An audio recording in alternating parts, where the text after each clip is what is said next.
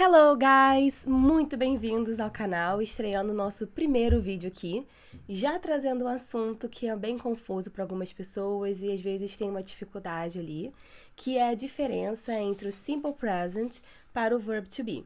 Vamos embora para a explicação, sem enrolação, vamos lá, vamos aprender. Então vamos começar aprendendo o que significa cada um deles. Começando pelo Verb to Be, que significa tudo o que eu quero dizer que eu sou ou eu estou. Pode ser terceira pessoa, no plural, tudo que a gente vai dizer que a gente é ou está, ok? E, diferente do português, que a gente usa alguns verbos para conjugar, no inglês a gente só tem 3, que é o am, is e are. Então, a gente usa esses 3 com seus respectivos sujeitos para podermos falar que a gente é ou está algo, ok? Então, o am, ele sempre vai caminhar com o sujeito I, que é o eu.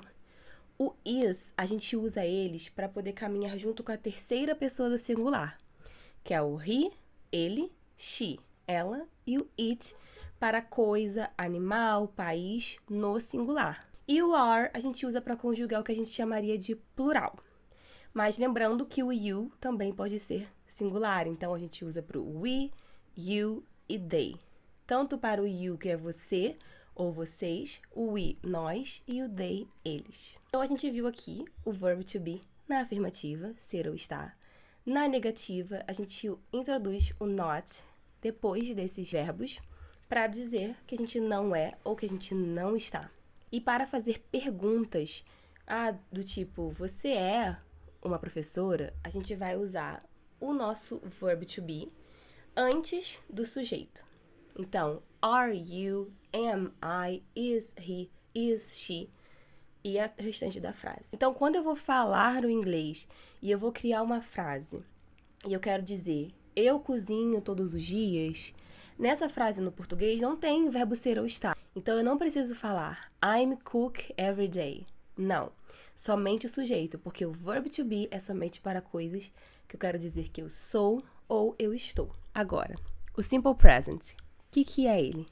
É o nosso presente simples, que aí sim a gente vai usar para falar coisas habituais que a gente faz no nosso dia a dia, hábitos nossos, verdades em gerais, coisas do dia a dia. Nesse caso, o verb to be não entra, porque a gente vai usar outros verbos, como cook, cozinhar, drive, dirigir, read. Então, assim a gente não precisa usar 2 verbos juntos, porque não tem sentido botar o verb to be numa frase que a gente faz no nosso dia a dia. Agora, vamos separar esses sujeitos, I, we, you e they. E desse lado a gente deixa o he, she, it. Por que isso? Porque quando eu estou falando na afirmativa, esses sujeitos aqui, que é a terceira pessoa do singular, eles têm uma diferença no inglês. Então, a gente vai usar como base a frase cook every day, cozinhar todos os dias, ok? Então, eu vou botar da mesma forma para todos esses sujeitos, sem o verb to be. Já nesses sujeitos, eu vou colocar o S no final do cook. Então, seria he cooks every day, she cooks every day, it cooks every day.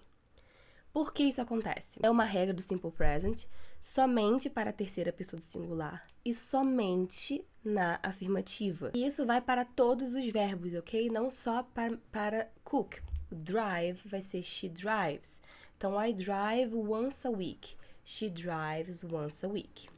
Agora, você notou uma outra coisa? Every day aparecendo na nossa frase? É porque o simple present, por ser algo que a gente fala de hábitos também, muitas das vezes pode aparecer once a week, every day, every month, que são pra gente falar de frequência. Então, isso aí vai te ajudar a identificar numa frase se é verb to be ou se é simple present. No comecinho ali, quando você estiver nessa transição do uso ou não uso I'm, uso ou não uso she's, she ou she's, você vai poder lembrar se você achar na frase também every day, every month, que nesse caso a gente nunca vai usar o verb to be. Agora aprendemos o simple present para a afirmativa. Na negativa, a gente vai continuar dividindo os sujeitos em 2 lados e a gente vai usar uns auxiliares, que é o don't e o doesn't. Então, quando eu quero falar que eu não faço algo, né, na minha rotina, ou que algo não é verdade na minha vida, eu vou usar o don't ou o doesn't. Então, lembrando que o doesn't vai ficar no grupinho aqui do he, she, it, que ele vai fazer já o papel do S no final do verbo. Então, na negativa, a gente não precisa colocar S no final do verbo. E o don't também vai sempre andar depois dos sujeitos aqui do nosso lado. Então, a frase base que a gente está usando, que é cook every day, ficaria I don't cook every day. E as demais formas para os outros sujeitos. E para o he, she, it, he doesn't cook every day. Lembrando, sem S no final do cook, sem S no final do verbo. E sem verb to be. E na interrogativa, quando eu quero fazer perguntas, o simple present, a gente vai usar o do or does. Então, ele vai entrar antes do nosso sujeito. Do I cook every day? Do you cook every day? Ok? E pro he, she, it, nossos diferentões, vai ser o does. Does he cook every day? Does she cook every day? E aí, ficou mais tranquilo de ver a diferença do verb to be para o simple present? Conseguiu entender que não é toda a frase da sua vida em inglês que você vai falar I'm ou his, sempre em situações específicas? Não se esquece de se inscrever no canal para você acompanhar todas as dicas que vão vir aqui de inglês para o seu dia a dia, para você atingir a sua fluência. Um beijo, até a próxima!